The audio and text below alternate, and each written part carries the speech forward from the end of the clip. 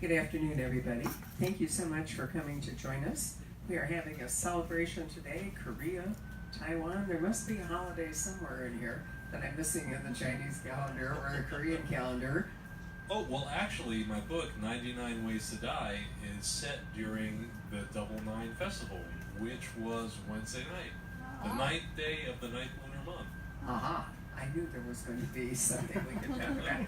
What is the Korean calendar like? I can't remember him all the time you and I have been together, because you and I have done all your books together virtually. Is there like a calendar like? Well, yeah, they, of course they use the Western calendar for most official events, but yeah, they also use the Chinese calendar.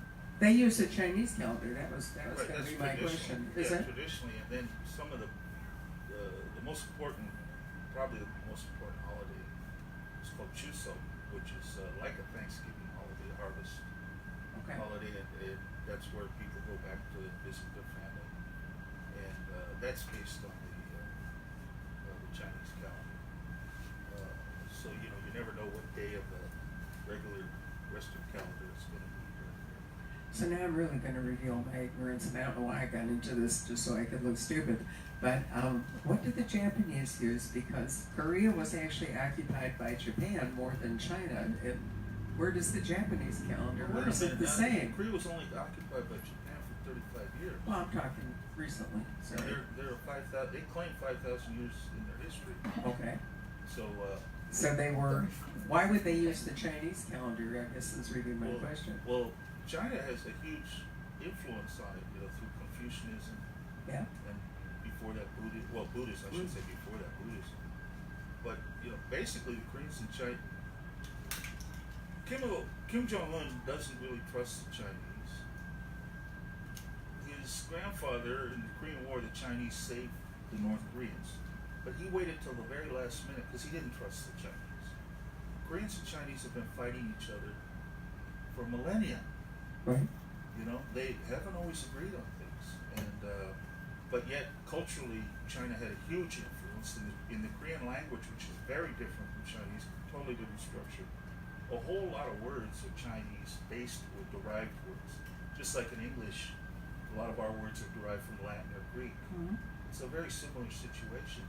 So, but especially the last Korean dynasty, called the Joseon dynasty, was purposely Confucian and purposely made modeled itself after Chinese civilization. But there have been other times prior to that when they were very much at odds. Many of the big military heroes in Korean history are actually people who fought Chinese often to a standstill. And also in the 16th century, the Japanese under Hideyoshi invaded Korea from the other side, and they fought them to a standstill. The Japanese were unified under that warlord, Hideyoshi, and his goal was to take the dragon throne of China. But he had to go through Korea to get there. But he never got through Korea. It was a horrible, horrible war that actually, believe it or not, modern-day Koreans have forgotten. Oh. It was only I was going off on the spyway here. No, that's absolutely fascinating. So it would really be true that the use of the calendar is more a religious and cultural thing than it is a national. I'd say it's cultural, because. Right. But religion also, if it's Oh yeah, confused religious by... holidays will be there, but yeah, they adopted the Western calendar only in the last century, and a half or so. Right. And in Taiwan, what is going on? Oh, well, okay, the Double Nine Festival, okay, so the word for nine also sounds like old. So when a day is called old, there's no such thing as coincidences in Taiwanese or Chinese culture. Old must mean, oh, that's when we celebrate old people. And so that is a time when the people of the retirement age and beyond are given little envelopes of money. They're celebrated at banquets. Essentially, it's also a time to offset the yang of 9, because 9 is the most yang number. You have to do activities that increase yin to offset the onslaught of yang. And one of the things you can do is you can climb mountains to get at a higher altitude which is a very yin kind of activity. And because the word for high, gao, is also it's a homophone for cake. People eat this special layered cake to offset that as well. You know, I was thinking about Cheongseok, and that's the same as like Mid-Autumn Festival, it's something taken very seriously because it's at a time when the moon is at its fullest, and that's when the family's supposed to be together to symbolize the full roundness of the moon. And there's this very famous ancient Chinese poem about this one guy who forgot that he had to be home for the festival, that he killed himself so that his spirit would be able to travel there, to be there in time. Wow. That was before It's not bullet real trains. romantic, you know. Wow, time travel so to take it to There a you new go. level. Oh, fascinating. All right, well, which one of you, does either of you have a polished presentation you want to give, or shall we just sort of ricochet around here? Oh, I don't know. I've just been reading from my book, but it's like a 12, 13-minute read. Maybe we should just talk. What do you think? Well, you know, one thing I was planning on mentioning was I've read all of Ed's books, the Taiwan ones, Me too. because I spent a year in Taiwan back in the early 70s, studied Chinese language, and it really helped me later when I studied Korean language, for the reasons I said, the similarities in vocabulary, and also it was with this Cal State University event, and we studied culture and history and all that. And for example, Taiwan had a holiday, I guess it's in China too, Shuang Shijie, which is the Double 10 Day, right? That's when the nationalist government declared themselves 1911. It's like Independence Day, right? And so that at Double 10, I was thinking about that. And then Ed has this book with the double nines, and I was mentioning to him that I studied about Confucius and Mozi and Chuangzi and Sima Qian, who's a great historian, ancient historian, and then Lu Xun was the great 20th century short story writer who had a big influence in the Chinese Revolution. And that was fine. I was studying all those things, and people would help me and tell me a lot of things. But what they wouldn't tell me is sort of the subtext of the culture. Because a lot of times I'd ask people questions. Well, why are they doing that? Or why are they doing this? Why do they wave a torch, a fired torch around the business before they open up? And they didn't want to talk about it, you know. So there's certain level. It's one thing to talk about the high culture to a foreigner. It's another thing to talk about the day-to-day, practices that they might be a little leery about. They might think, oh, a Westerner will think it's sort of odd, you know. And so I was conscious while I was there that year that I wasn't getting the full story in many cases, you know, because I actually had people. I said, what is this? This one student, she said, oh, I don't know what that is. She didn't want to talk to me about it. Maybe it's my personality, you know. Probably that was it. But I read Ed's books to find out all the stuff I missed when I was there. Well, they're certainly not in the high culture. You're definitely down in the market. Nobody wants to tell me anything either, you know. I basically had to glean a lot of information from people in criminal organizations. They're a bit more free to talk. And they're very superstitious as well. Why did you decide to give your hero this particular background and have him working the family business in the night market? Oh, well, one thing I definitely wanted to do is to have my narrator Jingnan as an orphan to sort of symbolize the situation of Taiwan, because Taiwan is a bit of an orphan in East Asia. Diplomatically, it's cut off. It's not allowed to have full relations with major countries, including the U.S., because of China's influence. You know, modern Taiwan has like three parents, really.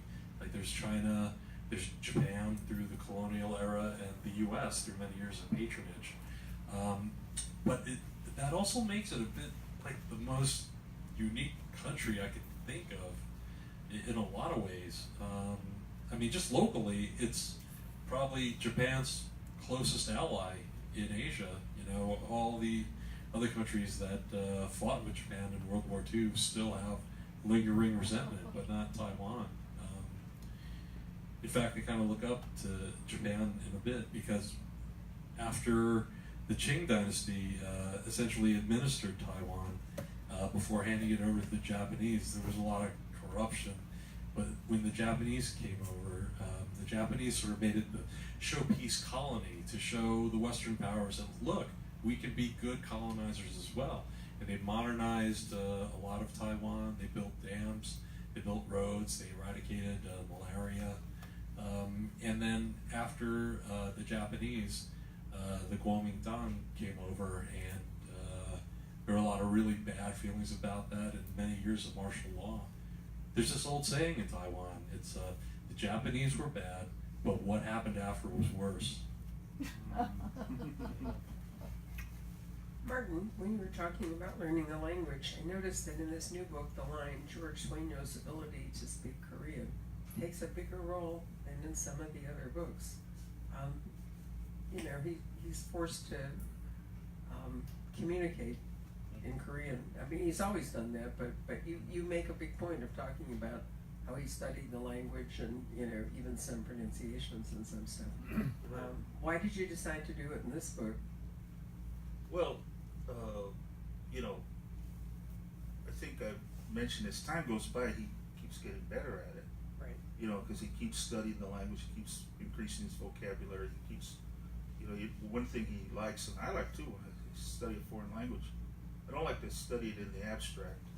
That's too boring, but if you live in the country and you can walk out 2 blocks over here and there's nobody there who speaks English, then you can understand, you can read the signs and all that, and somebody is, but also it's sometimes a plot requirement, see, his language ability will increase when I need it, but one person brought up to me at a book signing, says, wait a minute, how many GIs were in Korea at that time? Well, there was over 50,000, there's only over 51 bases. So that's a pretty big footprint in a country, but at that time their population was over 20 million, and 25 million maybe. And but still it was a pretty big footprint, especially when they were economically depressed back in those days. But people say to me, okay, so 50,000 GIs, you had quite a bit of crime, and so how many people were in law enforcement? I don't have the exact numbers, but I would say, MPs were maybe 4,000, something like that, maybe 5,000. And that includes MPs, criminal investigation, MP investigation. And somebody challenged me one time, says, and you're trying to tell, because I say in the book, George Sueño is the only one who can speak Korean. I say, are you mean to tell me out of all those with a big, huge footprint in the country, presence in the country, he's the only one in law enforcement who can speak Korean? That doesn't sound realistic to me. I said, the truth is that there were none of them who spoke Korean. I made this up. And what it was is they would just hire highly educated Koreans who could speak English. So that onus was on the Koreans to speak English rather than the CID. Well, sometimes the American attitude was that everybody speaks English, and if they don't, they should. And I actually saw people, GIs and others, because they had a lot of civilian workers beyond the 50,000 GIs, who, when somebody didn't understand what they were saying, they would say, "Oh, I know he understands. He's just faking it." And I knew he wasn't faking it, But it's just really sort of startling that some people have the attitude that everybody in the world speaks English, and when they don't speak English, then they think they're just pretending. It's just mind-boggling. Or we just raise our voices and figure that if we speak louder, Right, there you go. we'll figure it out. Well, I mean, it's a very useful tool for George in terms of investigation.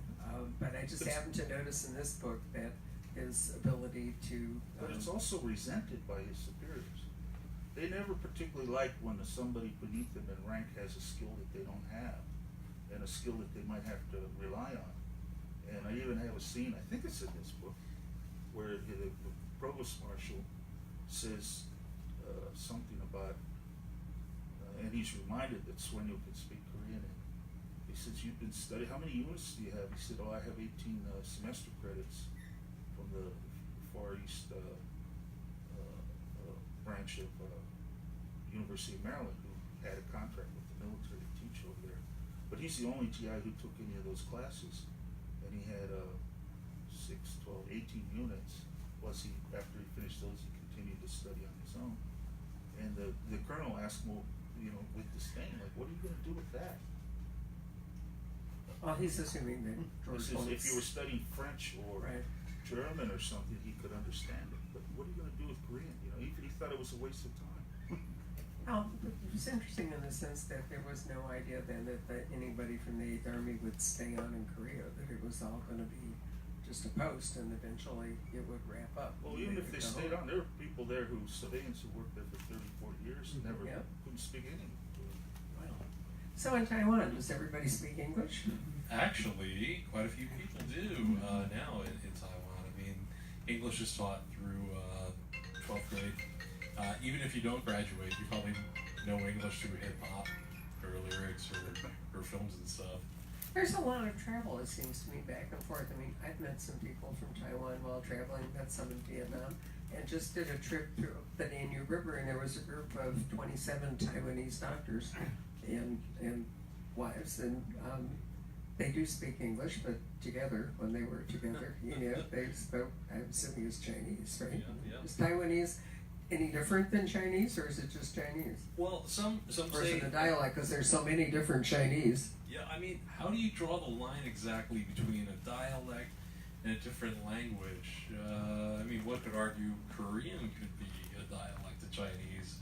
Oh, There- the Koreans get mad with you. Yeah, that's why I said I shrugged a little bit.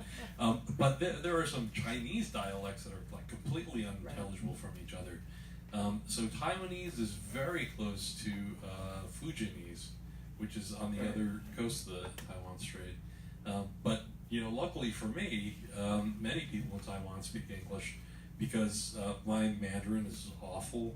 My Taiwanese is pretty much non-existent, and yet people still want to talk to me. So it's kind of nice.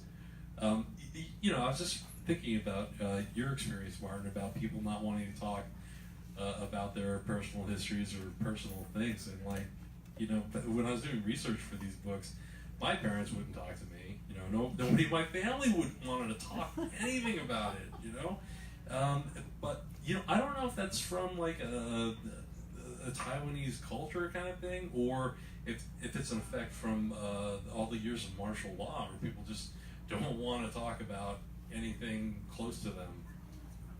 Yeah, I've had a Korean American woman who works in the mystery field. And she noticed my books and she, you know, had an interview with me. Very brilliant young woman, young compared to me, but she once told me, she says, you know, your books tell me all the things that my parents didn't want to talk about. You know, because they're talking about economic hard times. But Korea was flat on its back after the Korean War. Well, you do emphasize that. I mean, how really terrible the conditions were. Yeah. And you know, this book I found fascinating because I never really thought about what it would be like to be along the DMZ. How really horrible it would be to be stationed, you know, right there where there's North Korea and South Korea are right up against each other, and the slightest thing could flare things up. You always have ingenious plots, and I like the fact that, you know, the 8th Army is often supplies most or all of the criminals, rather than, you know, let's say the Koreans, although there's a certain amount of that. And I really like Mr. Kill, who had a book of his own called Mr. Kill, right? But it's useful to have a contact that's sort of high up in, you know, that is high up in the Korean police, so it gets difficult for them to deal with both sides of it just on their own. So Mr. Kill is a very useful kind of a guy. But in this book, I thought, I don't remember you've ever had one where basically you had people nose to nose right there on the line, and anybody could have started a war, or at least a huge skirmish, by firing.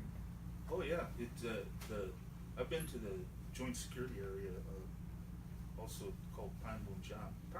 Panmunjom is the name of the old village that used to be there.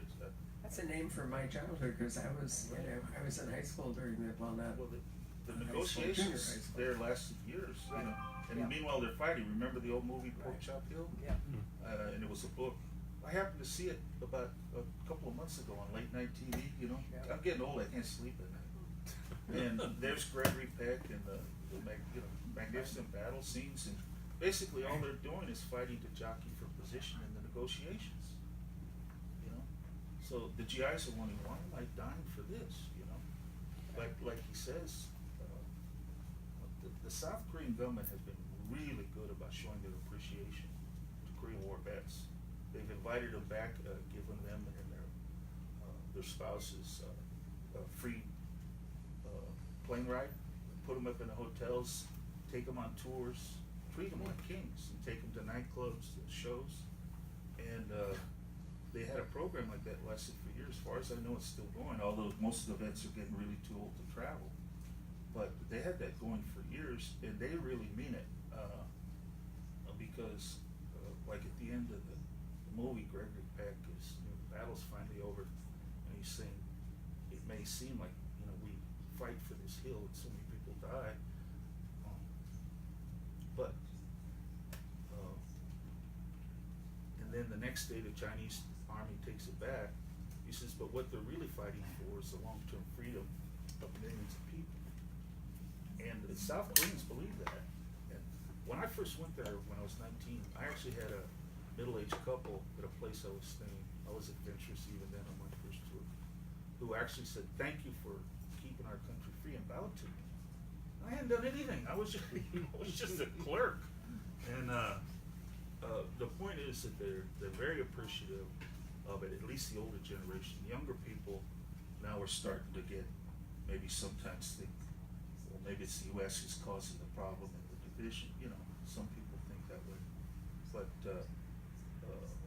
in general, especially back in those days, when that generation who had survived the Korean War, they treated us really well. And it was pretty embarrassing when there was so much GI on Korean crime. And, that's basically what my books are about. Well, we have gangsters in both books, as it all happens this time around. So, right, what made you? I think your plot's extremely interesting. But at this point, why don't you give us a little description of the book? Oh, well, in this book, Jingnan's classmate's father is kidnapped and is held for ransom, not for money, but for a low-powered chip that is hidden in his files somewhere. And China really wants this chip. Even though so many semiconductors are actually manufactured in China, they don't possess the intellectual property to actually make them themselves. Like many of the chip factories are either Korean-owned or Taiwanese-owned. And so there's this kind of international plot to wrest away this chip design. I would also add that crime is a little different in Taiwan because belonging to or being a part of a criminal organization is not illegal as long as you register that, hey, I belong to this gang.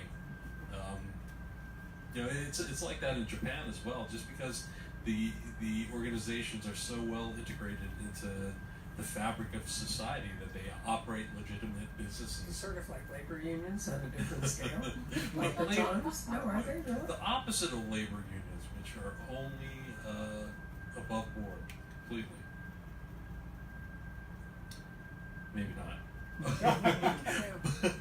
Actually, I thought about your book today. The Wall Street Journal had an interview with Bill Gates about the death of Paul Allen, and in it, Gates talks about the fact that it was Paul Allen who recognized that the chip was going to be the key to everything, and pushed them in that direction. So I was thinking about your story, where as you say, the chip is the stake.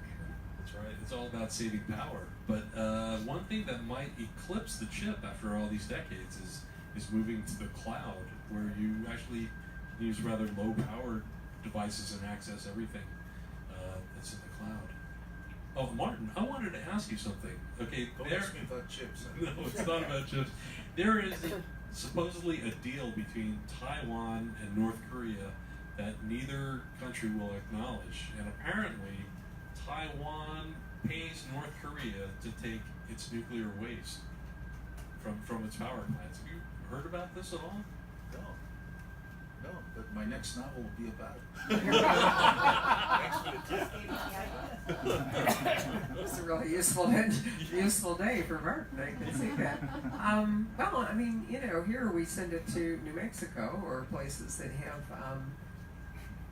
lots of open land, so to speak. So maybe North Korea is a natural for them. I don't know. What's going on in Taiwan in regard to China? And I noticed that, you know, there's some guy now that's trying to really push for unification.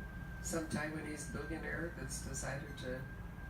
Well, I know of this guy, a former fugitive, who returned to Taiwan to push for closer relations with China. He had been wanted to stand trial for a number of crimes, but when he returned, apparently the statute of limitations had expired. He's known by the colorful name as a White Wolf, and he's organized a political party to bring Taiwan back into the fold of China. What is the term that they use? The reformation of the Chinese nation. And Taiwan has been a part of China since time immemorial. That's a phrase China likes to use. Yeah, but not really, because the first the Chinese pirate Kochino was his name? Kochiga, yeah. Yeah, he was actually rebelling against the Manchus who took over China and set up the Qing dynasty, right? Mm. And he was protecting the old dynasty. Was that the Ming? The Ming, yeah. And so he went to Taiwan after battling on the mainland and losing. Taiwan and set up basically a pirate operation, or at least the Chinese considered a pirate operation. And he kicked out the Dutch, who were there actually running Taiwan. It was during the Dutch East Indies, Right. China. Yeah, they had moved up there. The Dutch advantage is they had good ships, maneuverable ships, and they had cannon. The Chinese also had cannon, and very powerful cannon. But the Dutch cannon was they had developed a what's the word? But they were more accurate, and so their artillery was more. I was in the army artillery, but they didn't teach us about this in the army. But their cannon was very accurate. But still, the Chinese overcame them, and then took over that island. So, and plus, Ed portrays this in his characters in some sense. The three guys who work in your food stand there, one of them's an Aborigine. These are the people who were there before the Chinese, and they have their own language, and it's actually somewhat related to the languages of the Philippines. And I've met people who were Aboriginal when I was in Taiwan.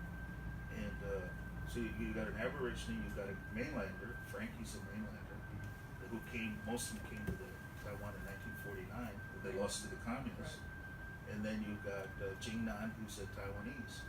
And it rings so true, and of course before I went to Taiwan way back in ancient times, they gave us a list of books to read to better understand the culture, and they were fascinating books. But Ed's books ought to be in that now, because I think he gives you more detail about Taiwanese life than I ever got out of any textbook. I just wondered whether, your sense was that Taiwan was going to be able to resist this, or because there's a pretty relentless drive by China to, whether eventually Taiwan was just going to. And I feel like the drive is becoming more urgent because China knows that its younger generations are pretty indifferent to the idea that Taiwan must be returned to the fold. I mean, I saw this myself in China. I was speaking to younger people, and they're like, it's a different country. Yeah, but part of the drive is that China has this saying, Wu Wang Guo Qi, which means never forget national humiliation. Right. And it always points to its century of humiliation at the Western powers and of Japan. China lost a war against Japan in 1895, in which they had to sign something to cede Taiwan to the Japanese.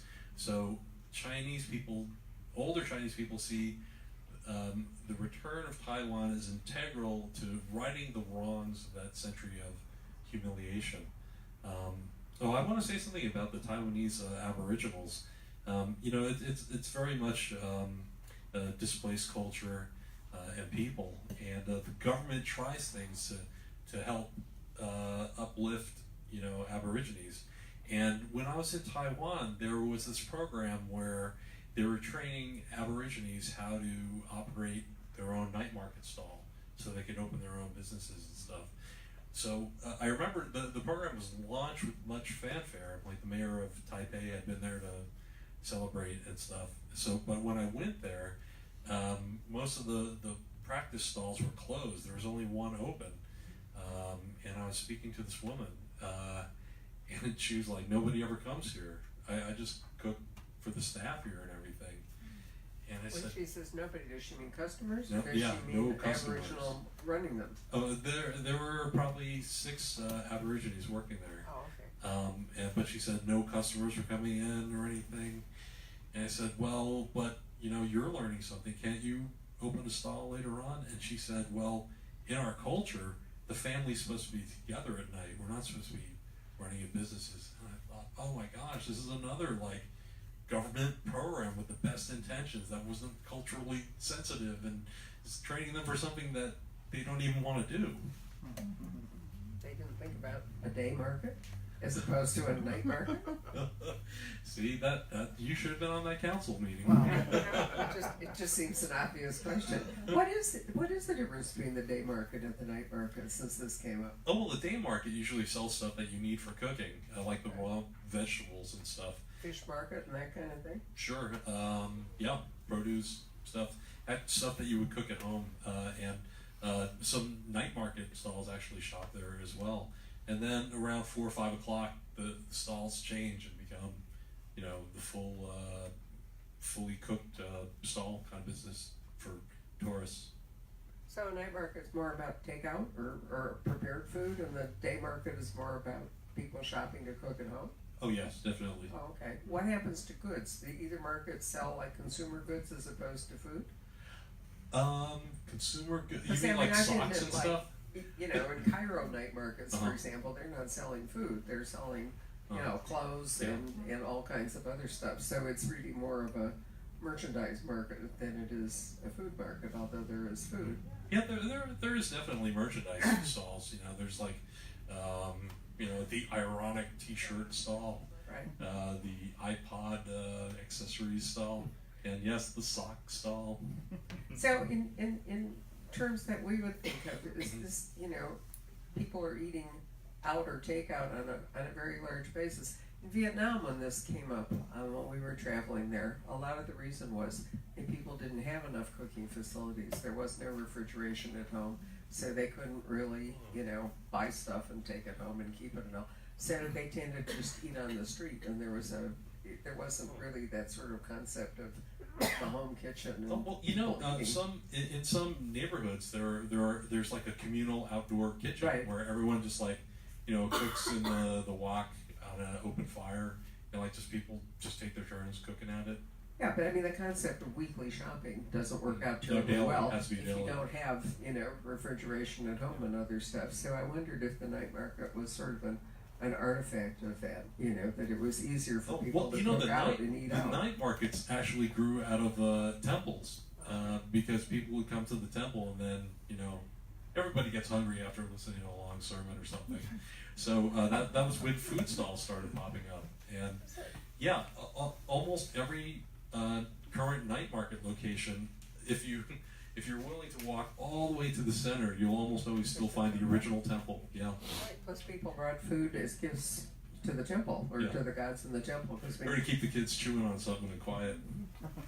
Okay, but I mean, it's interesting to go to one of the temples and you'll see cooking oil and oranges and all kinds of things that are offerings that people bring. And I always wonder what happened to it. Did the people at the temple take it in and eat it, or does it just go to waste, or what happens? No, I'm sure someone at the temple handles that. Is this also true in Korea? Oh yeah, they have you know, a lot of ceremonies for, like, there's something called Pek Italy, and a baby reaches 100 days.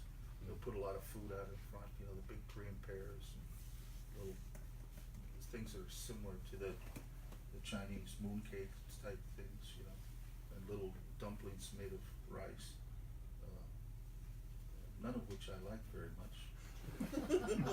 I've tasted it. But. Well, speaking of merchandise, the PX plays a huge role in the line here. The whole supply chain for the Eighth Army and the goods and access to it, and Well, you know, what a corrupt system, with the book or corruptible system, I should say. with the book coming out, you know, Korea Times did a really nice article on the book recently, and I've been in touch with this reporter there, a Korean American reporter, and he and some of the staff there at the Korea Times were fascinated by my stories about the black market. They can't hardly believe it. Now, South Korea's just, you know, got everything you could possibly want to buy in abundance, and people have money to buy it nowadays. Now. You know.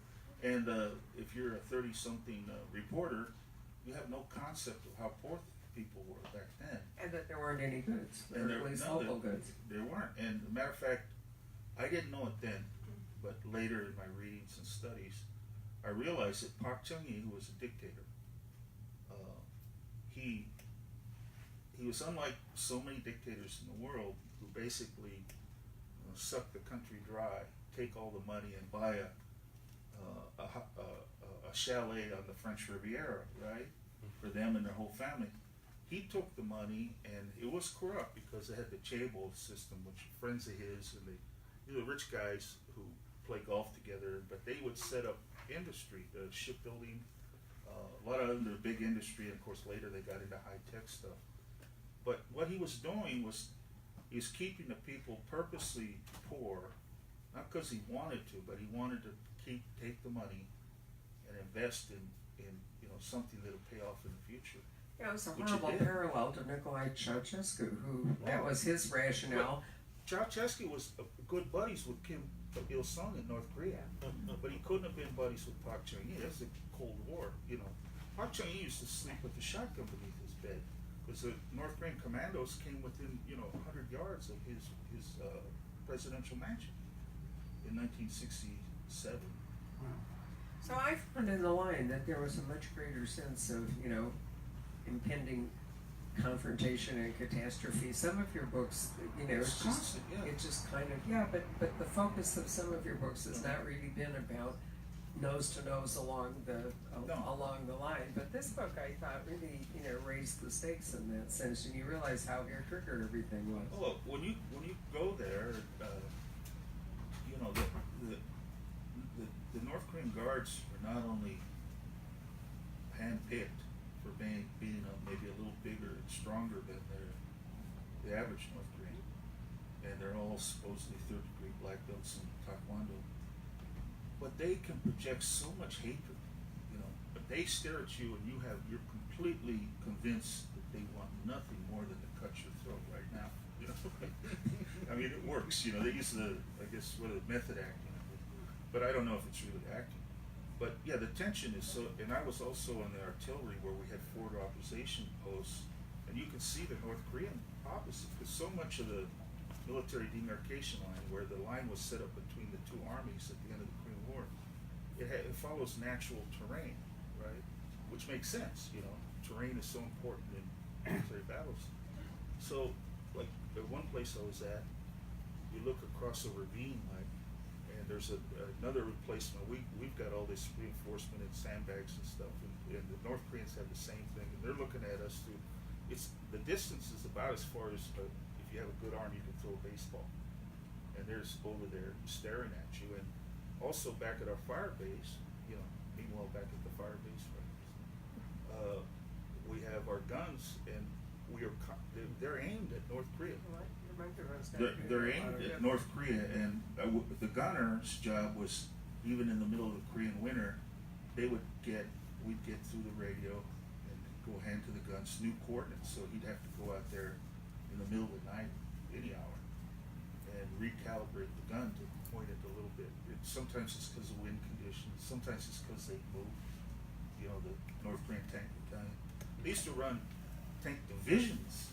With times of tension, the division would just like move straight at, like it's going into an attack along the line. I mean, I personally couldn't see it, but you know, they knew about it at headquarters. They're watching them all the time, and they would, you know, run right up to the line and then veer left. You know, but they would psych you out. In other words, you're not sure if this is in the beginning of an attack. Plus, they have tunnels underneath the ground. I've been in those tunnels where, and right at the line, the South Koreans have. But they estimate there's 24 tunnels a day. You can get a whole battalion of soldiers through there in an hour, and then you'd come up behind the South Korean lines.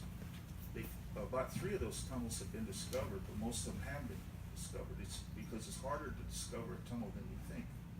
You know, but they know about them because we could see them digging it and taking out on the North Korean side and taking out the material. Also, they had something.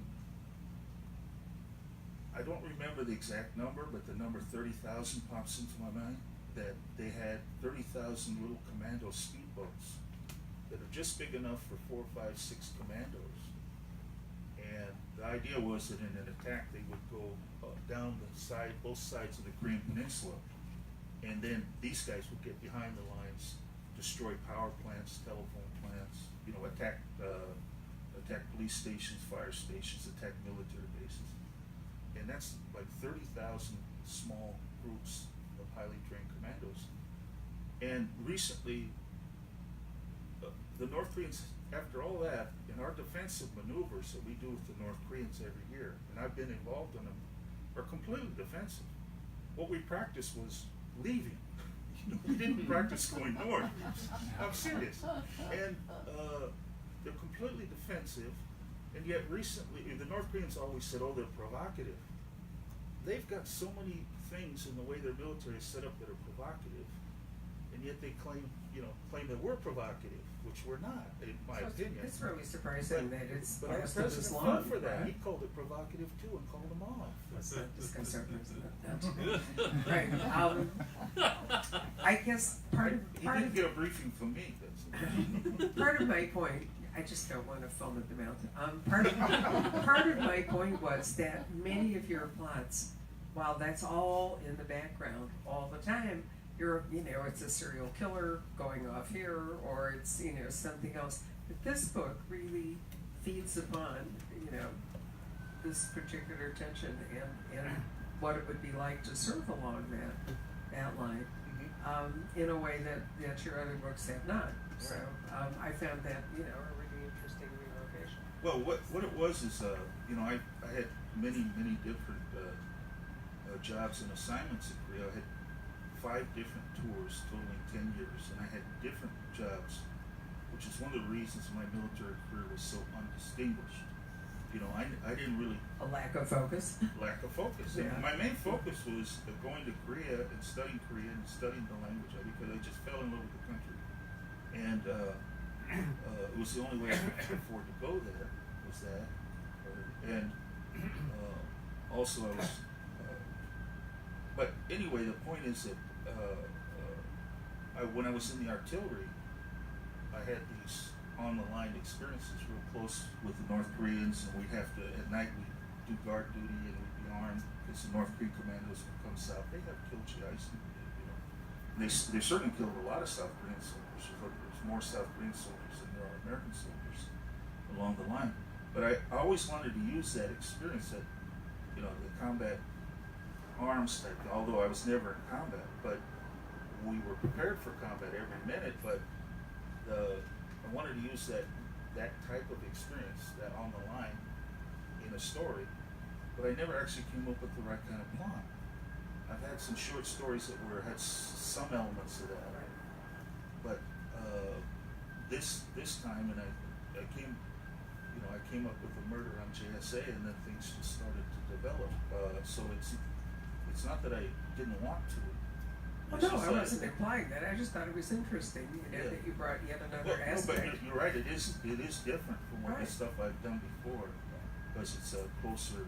But that's one reason I like to read your books, is because they are different from things you've done before. Right. So how do you want to make your Mark's books done it all. different? Well, he's written more books so far than you have about the night market. But so this is your third one. What is it you envision doing to keep your books, each of them different? Oh well, I try to make each one pretty different. I'm trying to focus each book on a different holiday or festival in Taiwan. But I'm also trying to, in my Dr. Frankenstein kind of way, change the DNA a little bit for each one. The first one, Ghost Month, is more like a big world building kind of thing.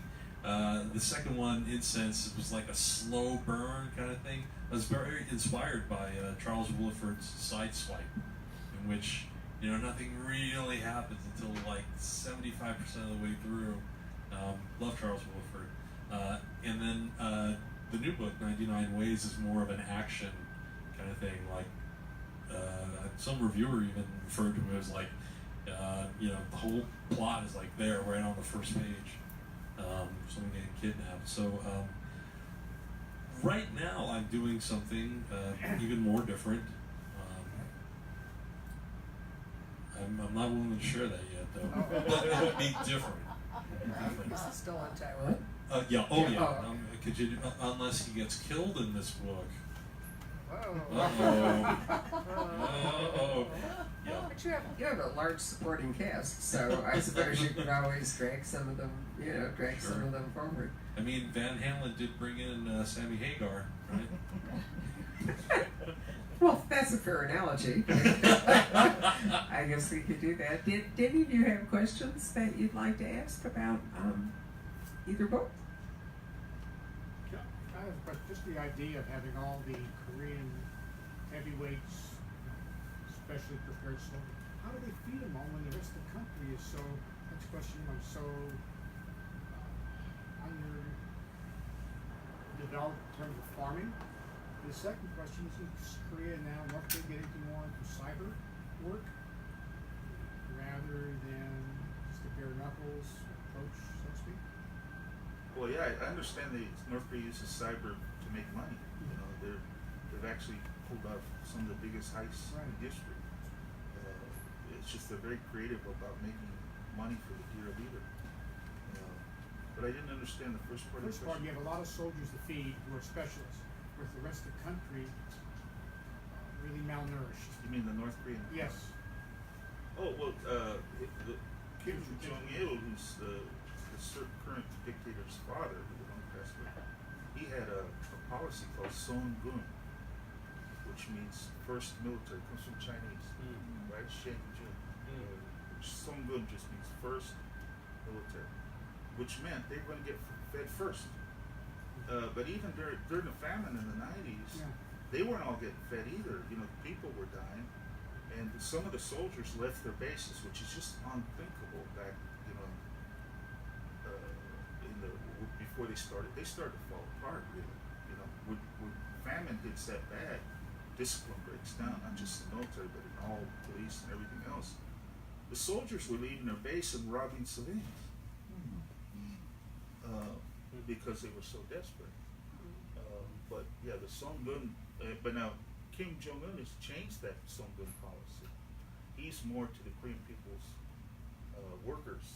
In other words, the old Communist Party, but it's now it's now the Kim family party, because they even have replaced Marx and Lenin with their own philosophy. But yeah, they fed the military with brute force, but they even couldn't even manage that.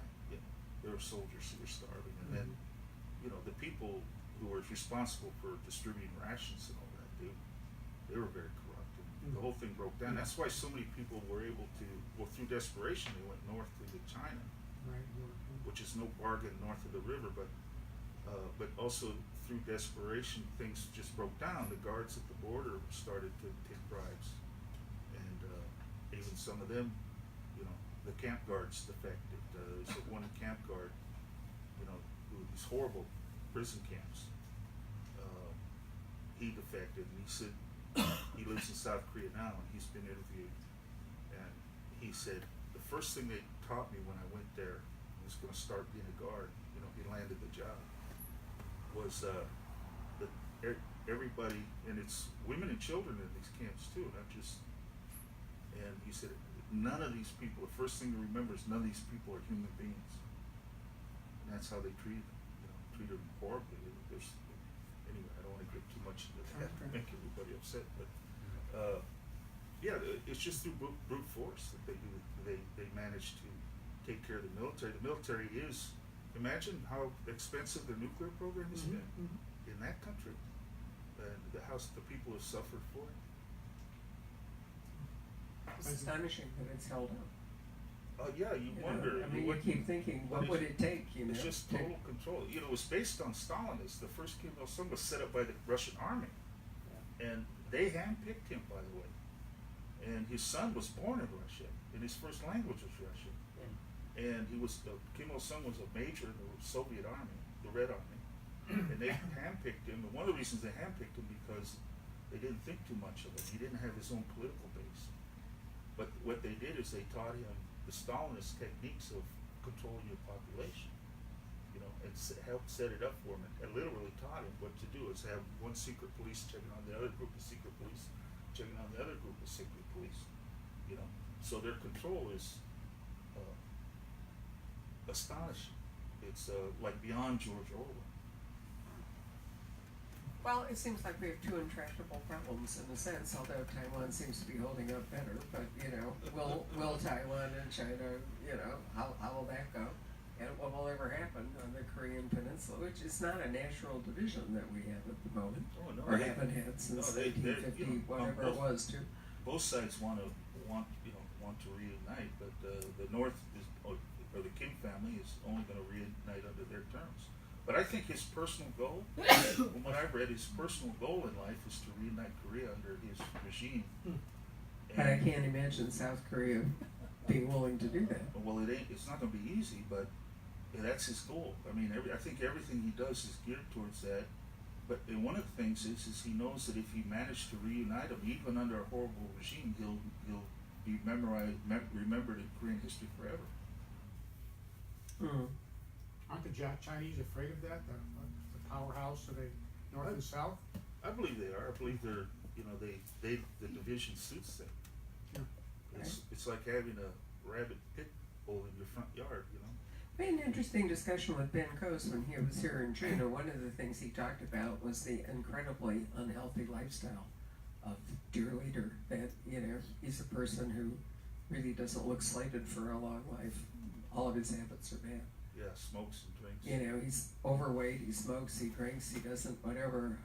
And so, you know, time might resolve this in the sense that, you know, he might, as happens oftentimes with these guys, we're in a strongman era where they're all, you know, I mean, look at the thing going on with Turkey and Saudi Arabia. And, you know, I've just been in Romania, and it was interesting what it took to get rid of Ceausescu and the horrible mess that he's left behind, that they are still not able to overcome. But part of the reason that it was so awful is in order to make communism work, they had to create a proletariat where there wasn't any.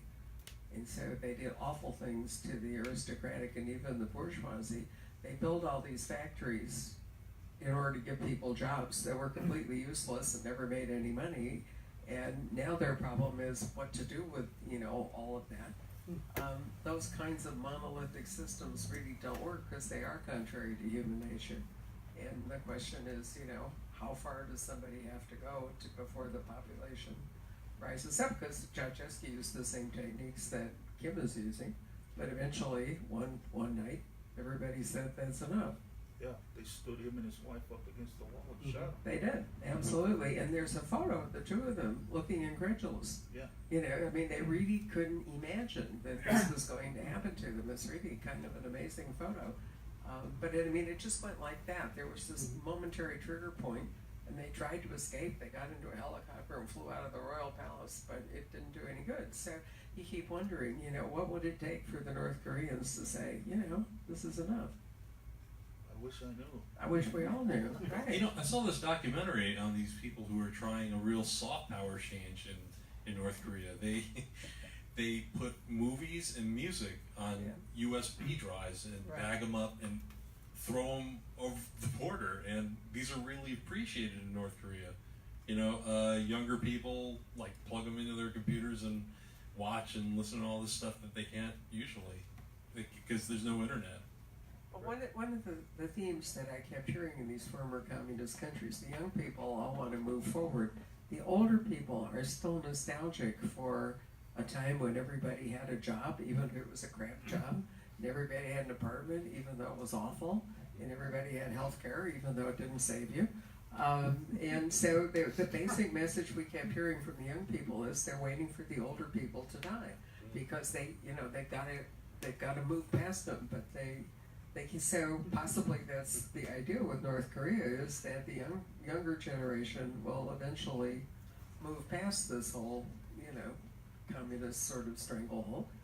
And, it'll be interesting to see. I wish I thought I'd lived long enough to see how this is all going to go, because the beginning of every century is a time of complete tumult while the old system breaks down and the new ones arise. And if you look back, World War I, then Napoleon, then whatever.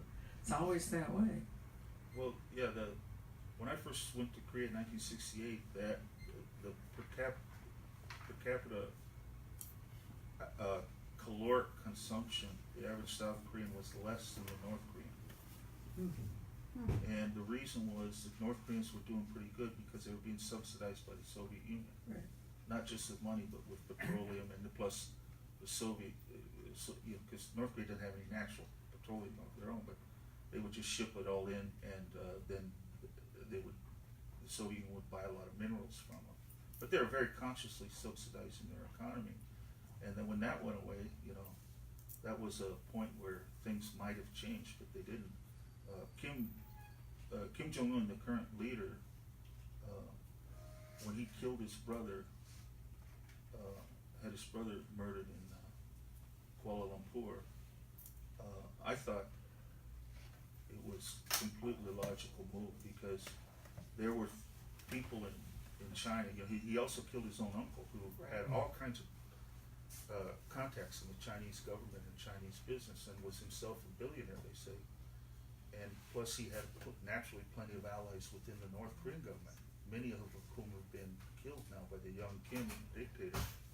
And the reason he killed his brother is because it's almost like it is a royal family. Right. And his brother would have been the perfect person if the Chinese would have managed to overthrow him, to put him right into the throne, as it were. And so he made sure he was dead. His brother knew he was in danger, and had some security, but he was reckless and obviously shouldn't have been in Kuala Lumpur without protection. That's one of the reasons he lived in Macau, because the Chinese were protecting him there. Well, we'll see how it all plays out. Meantime, back at the night market. No. Is there anything else you'd like to say about your book? We keep veering over into Korea. No, well, I see it as a very similar area of interest in East Asia. Just there's so many vestiges and so many outgrowths because World War II was never really fully resolved in Asia, right? There's still all these things that are just left over from the various revolutions that they had in the wake of it. In fact, if the Korean War hadn't happened, for sure, China's communists would have invaded and ended the whole Taiwan question in 1949. But when North Korea came in, I'm sorry, that was 1950. 1950. It would have been over in 1950 for Taiwan had North Korea not invaded South Korea, because all of a sudden that was when Washington moved in, and the U.S. devoted full resources to save South Korea and used Taiwan as the unsinkable. Well, the same troops that went into Korea in the winter of 1950 that MacArthur was not expecting, the 3 million that attacked, because the U.S. was just about to win the war with the South Korean army, was right up on the Chinese border. But MacArthur had actually told reporters that we'll have our boys home by Christmas. And then the Chinese army invaded, roughly 3 million strong. Those were the same divisions that had been down in Fujian, across from Taiwan, the Taiwanese Straits. They were preparing an invasion a year earlier, 1949, because Mao wanted to get it done right away after he took over the whole country, but then he was ready for Taiwan. And what happened was the troops down there had suffered a horrible disease. You know, one of the big things that armies have to worry about is communicable disease. You know, many armies have been destroyed by, you know, you don't have proper sanitation. If there's something goes wrong with the food. So, but a lot of people think that actually the Chiang Kai-shek government had planted these biological agents. Very possible. But on the other hand, it could have happened naturally too, you know, because, you know, they weren't that good at their own, you know, take care of their own troops at that time. But the remnants of those armies had to be moved north in the Korean War when Mao saw the U.S. Army right on his border. Right. And you know who believed that it was engineered by Chiang Kai-shek? Remember the old journalist I.F. Stone? He was a famous journalist at the time, and he had a theory, and he even wrote a book about it, that MacArthur, who was the Secretary of State at the time, Dulles, and Chiang Kai-shek and his people, plus the rich Taiwanese, rich bankers from China that moved to Taiwan, that a lot of the wealthy Taiwanese, according to I.F. Stone, just prior to the outbreak of the Korean War, bought a whole lot of commodities at the Chicago exchange, and because they knew there was going to be a war, in his theory, and that the whole point of MacArthur's move, because, you know, the South Koreans were also being aggressive there, but they were trying to provoke the North Koreans, and in a sense, the theory is that they sucked them into it, and then the idea was that MacArthur would, you know, not only defeat the North Koreans, but then they would reinvade the mainland. But whether or not they could do that, they took pressure off of Taiwan. Now you can see that as a conspiracy theory or not. I don't think it's ever been proven. But we'll never know what would have happened if Truman had taken a different policy. And since then, the U.S. 7th Fleet has guaranteed the Taiwanese Straits, and there's been some really, Uemoematsu was a big issue in the 1960 election. Remember that? But which are two islands of the Taiwanese or the nationalist government, or the government of Taiwan. I shouldn't say nationalist anymore. When I was there, Chiang Kai-shek was the prime minister. He's the son of Chiang Kai-shek, you know. Yeah, there's a relationship between the Korean War, and the Chinese military sent quite a few translators to do the interrogation of the Chinese soldiers who were captured, which was a lot of, you know, a lot of the Chinese soldiers had not much choice but to surrender, not for lack of courage, but because they didn't have shoes. They sent them down in the Korean winter with sandals practically, you know, just canvas shoes, comfortable shoes in Miami, not during when it's, you know, a Korean winter and they're fighting the U.S. Marines, you know.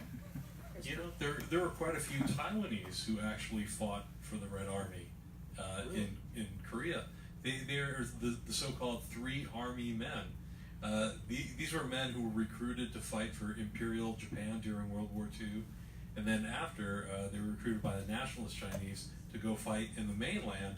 And after they were captured or abandoned troops, they were recruited by the Red Chinese, to fight for North Korea. So these were people who served 3 different armies within like 10 years. Well, the good news is you will not run out of things to write about. Right? And history is full of all these byways, you know, and missed opportunities, or, you know, things that get diverted, or, you know, various channels that open up or go this way, and you just, until it's over, you can't really look back and see how it might have been. As I say, I remember MacArthur. I remember a huge parade when he came to Chicago and went down Michigan Avenue. You know, people couldn't figure out what Truman was doing. It was a real watershed moment in that MacArthur wanted sense. to run for president in 1952. Well, but he also wanted to stay and fight, you know, and Yeah. that was when Truman said, no, you know, I'm actually the commander-in-chief, you aren't. Yeah, And- he wanted to, you know, he was attacking China. He was Yeah. sending air attacks. I know. So we don't know how that would have come out, for good or for ill, if he'd actually been allowed to go ahead and do it. Who knows? Well, we've kept you in your seats too long, but it's really been interesting to see what was going on. Thank you so much for coming this afternoon. If you would like to talk to Ed or to Martin and get a book signed, we have some cookies over there on the table, some Halloween cookies, so you could motor over there and have a cookie and a visit. Thank you so much for coming this afternoon.